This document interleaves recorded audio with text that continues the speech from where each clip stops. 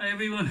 I thought I'd make a video earlier today because it's a big match today, Italy against England. I'm sure there's a lot of you aren't aware of it because there's no word in the news and it's been very quiet affair and nobody's been sort of singing Sweet Caroline every damn flipping 5 minutes you turn the radio on, you know. I was listening to Talk Sport last night and they were talking about for English people, last night was Christmas Eve. Seriously? Anyway, I've been reading a lot of Facebook group comments and so on, and people, that have had a heart attack. And well, I've had a heart attack 14 years ago, so I'm sort of used to living with a heart attack after a heart attack. But these people are scared, and funny, I've said it in work, so I have, and people keep me going that I would mention it the odd time that I had a heart attack, and sort of giggle and sort of say, "You had a heart attack," as if to say, you've mentioned it before. But from reading comments, I read about 30 comments down. Somebody had mentioned that it affected them a lot mentally as well as physically after they'd had the heart attack, and I sort of went, yeah, I mean, 14 years later, I still think about it, and you still think about, you know will it happen again? Which I do think it will. No, one day. I mean, I'm 67 now. I know I do it in all my videos, but I'm doing it again. All right. You like a bit of humor? That's another thing when you have a heart attack. Have a bit of humor. I know only, I know I only look 47. All right. But anyway, life after a heart attack. The first thing is, the first year is the hardest I found anyway. You're depressed after a heart attack. I was depressed anyway. I remember being taken to the hospital that night. They brought me in and broke the clot, and then I was to get the stent. It was a Sunday I came in, and I was to get the stent on the Friday. And I remember after all the fuss was gone, the family had been up to see me, and I had a ward of my own, or not a ward of my own. Well, I was in my own bedroom. It was just me, and you were sort of in the middle of the room, sort of in this bed with all this stuff hanging out of you. But you sort of looked out of the side of me. I am from Belfast, by the way. You probably picked that up by the accent. And you look out of the side of your eye, and there's the darkness. But out of the darkness, you could see the whole centre of Belfast city centre, and people just going on about their lives. And I just thought to myself, I could have died today, and life continues. But I mean, that is, that's what that's what happens, obviously. But it scared me. It was the same whenever I was getting into the back of the ambulance, because my wife and I had been babysitting my granddaughter, and my wife couldn't go with me to the hospital, and my father had died in the back of an ambulance at 46. So I sort of looked at my wife standing at the door with my granddaughter, and I sort of, will I be coming back? But I relaxed. I did relax. So I did when I got into the back. I actually found it hard. I did relax, because I actually found when I was being wheeled in before I got the clot bus, the main thing that worried me was not sort of the fact that my clot was being bust, was the fact that they were starting to take off part of my clothes and my socks, and I just remembered that I hadn't cut my toenails in a while, and I found that would be embarrassing. It's weird the things that run through your mind. But anyway, I got the stent, I got out of hospital, and I sort of went on to a better diet. And after about a week or two, I actually went out for a walk and did a bit of exercising. Luckily enough, my youngest daughter, she went with me, keep me a bit of company. And after about 5 weeks, I was driving again. Luckily enough now, I have an office job, so excuse me, I went back to work after about 6 weeks. My boss, he was good enough with the fact that I work sort of 8 o'clock to 5 o'clock, and he said I could work from 10 o'clock to 4 for about 2 months, which was absolutely brilliant because he paid me my full pay as well. So it was really good of a boss, and it wasn't a strenuous job or anything, but you were always worried every time. I remember I used to sit, like anybody else, you're watching Coronation Street or Emmerdale, and yes, I am that boring. I know it don't look boring, but I am that boring. But you're sort of sitting there, and I was standing around about here, so you're sort of sitting there, and your hands like this, and the wife sort of said, "Why have you got your hand there?" And sort of like, I don't know. It was just habit, you know. And I'm sure a lot of you that have had a heart attack and got out and had the stent or bypass or whatever, you've done the same, you know. And you're always waiting on another pain coming, you know. If you've got a bit of heartburn or something like that, there, you know, sort of like, am I having another heart attack? Am I having another heart attack? And that was just a thing. But I went to rehab, and rehab was fantastic. Anybody that doesn't go to rehab, you really are missing out. It's not just the exercises, you're meeting people who have had a heart attack. And that's what I like about this channel. And that's what I like about the Facebook groups as well. Because you're talking to other people, you know. I think I mentioned before, I mean, I had a row with a woman on one of the Facebook groups, and they actually booted me out of the Facebook group because, you know, I sort of had an argument with her, and I couldn't be harsh listening to her, you know. She was going on about, you know, you have no right to be talking about a heart attack. You're not a qualified doctor. And I'm sort of saying there, look, I have got the right to talk about a heart attack. I know all the symptoms that I had and stuff like that there, and I know what life's like after a heart attack. I know more than a doctor what life is like after a heart attack. But anyway, I had my say to her, and she had her say back, and they banned me, you know. What can I say? You know, don't I look like a boy that would be banned from a site, you know? But anyway, I stuck to the rehab, and I picked out stuff that suited me. You know, they had all the exercise bikes. I hate the exercise bikes. I'd rather be out cycling. I actually love going out cycling, but with all the traffic in the road nowadays, nah, not for me. Not for me, you know. So I picked out my exercises, which one of them is actually rowing. Rowing is fantastic for your heart. It really is, you know. And so is the trampoline. But what you want to do as well, you know, after a heart attack is it's getting up there mentally, right? You know, because you know you're living in 2021 now. Well, whenever I had the heart attack, it was 2008.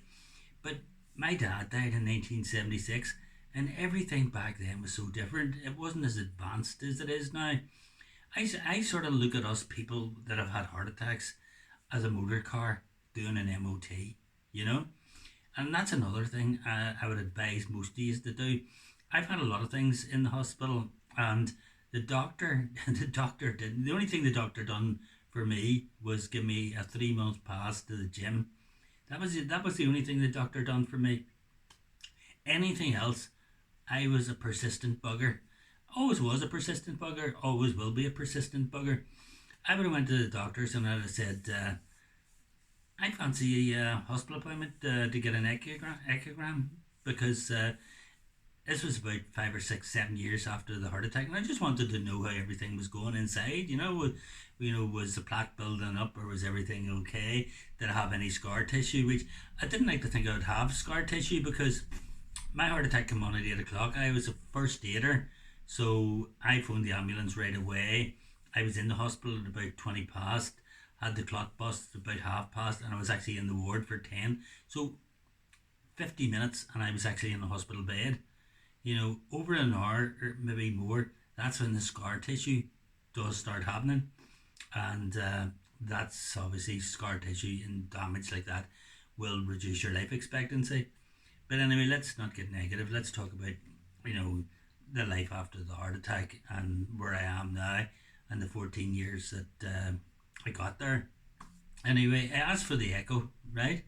And the doctor says, well, are you having any chest pains or anything like that? I says, no. He says, well, why do you want to go to get the echogram done? I says, just for my own peace of mind.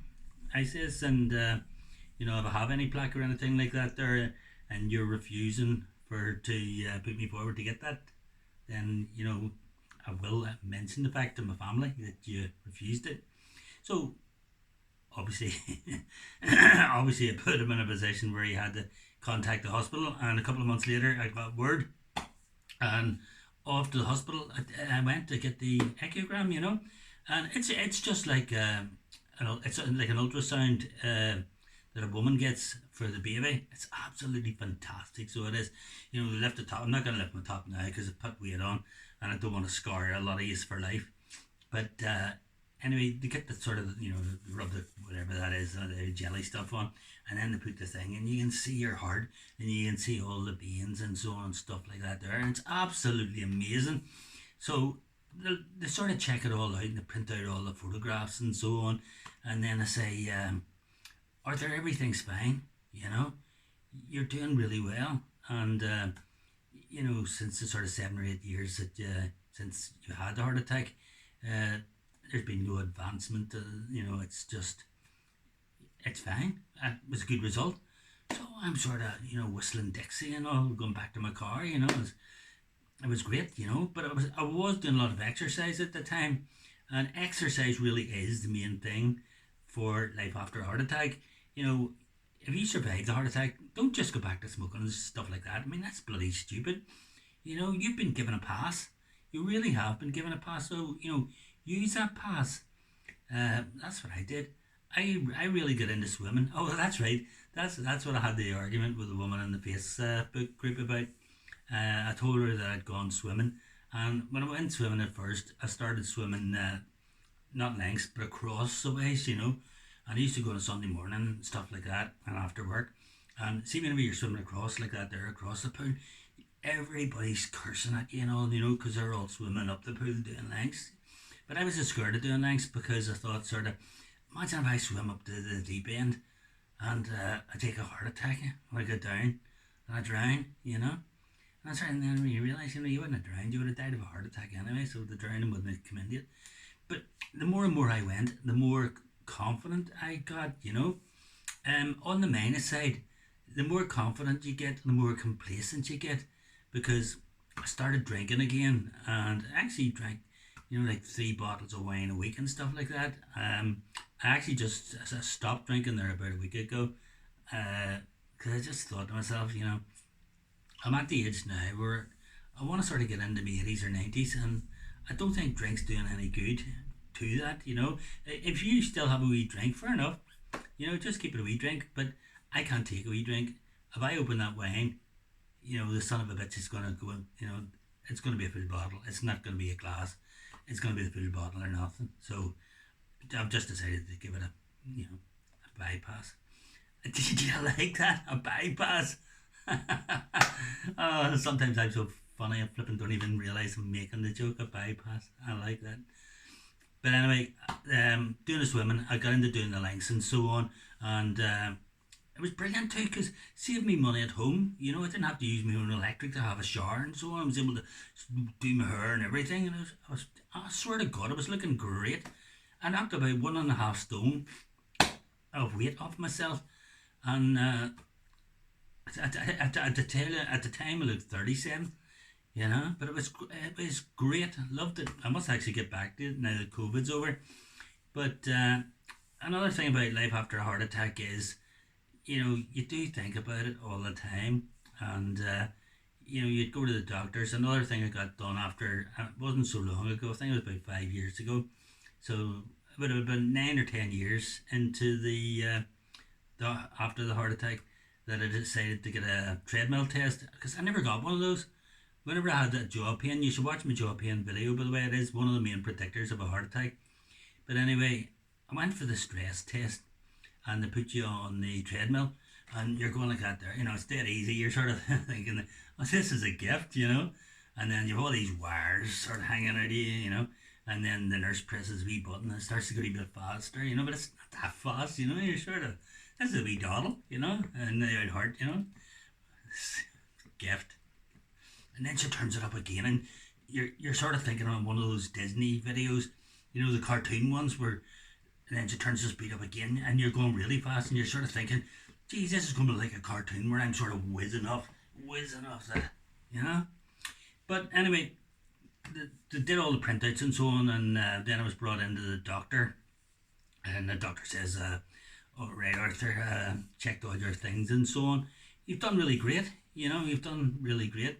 Your score's very high, she didn't tell me what my score was, but she said score was high and there was no problems there. So that was me 10 years into my heart attack, and still didn't need any more stents or anything like that there. People turn around and think, oh, I've seen their comments on the Facebook groups where, oh, well, I need another stent and I'm very scared. I can't sleep at night and stuff like that.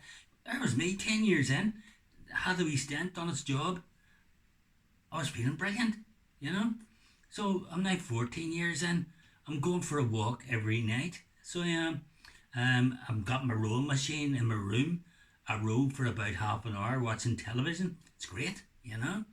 And I've got my trampoline. Trampoline, you never heard of that, did you? The wee mini trampoline. It's fantastic. It's really, really good for your health. And apparently astronauts use it before they actually go into space. It's something to do with the inertia or something like that there. But it's one of the exercises that is very, very good for your heart, you know.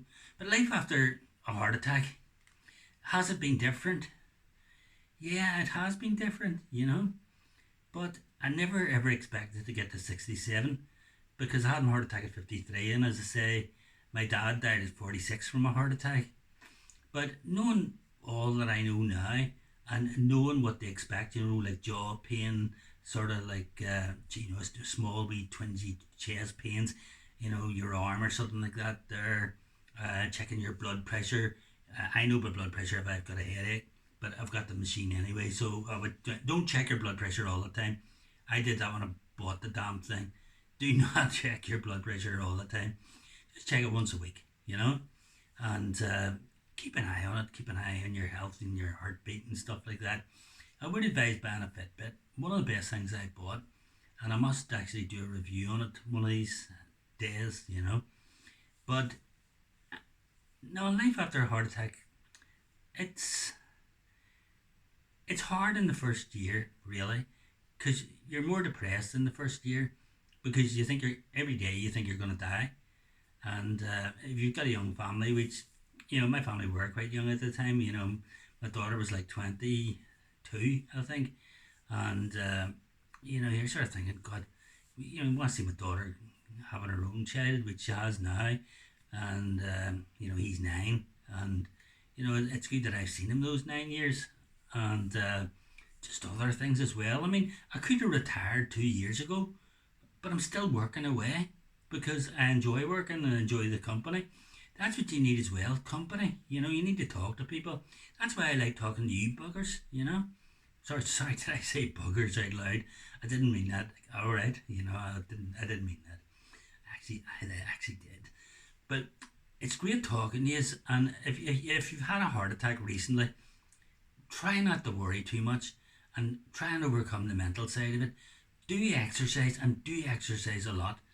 Exercise circulates the blood, right?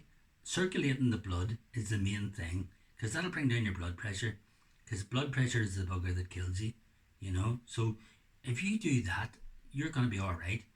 And if you get into things like jaw pain or anything like that, sort of like 10 years in after you've had your heart attack, go up to the hospital and get tested, you know, see your doctor, ask to get a treadmill test and get it tested. And if there's something wrong, they'll give you an angiogram and then, you know, the dial will go down, and if there's any other blockages forming, they'll give you another stent and that'll be you. You'll live for another couple of years. You know, it's just like a car getting a new battery. You know, you get a new stent, that's you up and ready to go again. You know, it's not like the 70s. We're in a different age now. That's what we are, us old people. Well, you may be a young person, you may be 34 and had your heart attack, but, you know, you're there to look after yourself. Forget about, you know, no, don't forget about your doctor, but your doctor's there to get advice from, and, you know, do demand that advice, because I have, and as Elton John once said, are you ready for this now? Are you really ready, right? I'm still standing after all these years. Shit, I forget the words. I may have got old and may still be here after a heart attack, but I still forget words of songs. Anyway, friends, do subscribe to my channel. Do give me a like. I like a like. Hit the wee bell, wee notification there, so you can watch my other videos. And, you know, please leave comments. You know, I have had comments left. I've made friends that I talk to on a regular basis. You know, you get the odd one that's a Liverpool supporter. Yeah, you know, I mean, what can I say? you have to be nice to them, because you want them back to watch again. But anyway, I don't know what to say now, except don't be afraid, right? You're like a car. Just look after yourself. Don't worry too much. I'm here 14 years later. I know a guy I used to work with, and he had a bypass 20 years before me. So he's still around 34 years afterwards. And the guy that got the stent, the very first stent, was in 1977. He's still here. What are you worrying about? So don't be worrying. What's the maths out of your English and enjoy it, even if you are going to get beat. What can I say? I'm from Belfast, alright? I don't want England to win the World Cup and then I have to listen to bloody Sweet Caroline for bloody years afterwards. Geez, sick, who wants to listen to Sweet Caroline? Feels so good, feels so good. There's only so many times I can listen to Sweet Caroline. Do you think I'm a grumpy old kid? Anyway, enjoy your Sunday, take care, and don't worry about living after a heart attack. I think you will live many years because the technology now is well advanced. God, I've spoken for 21 minutes. Sometimes I just ramble on. Anyway, I hope you watched all of it. Take care.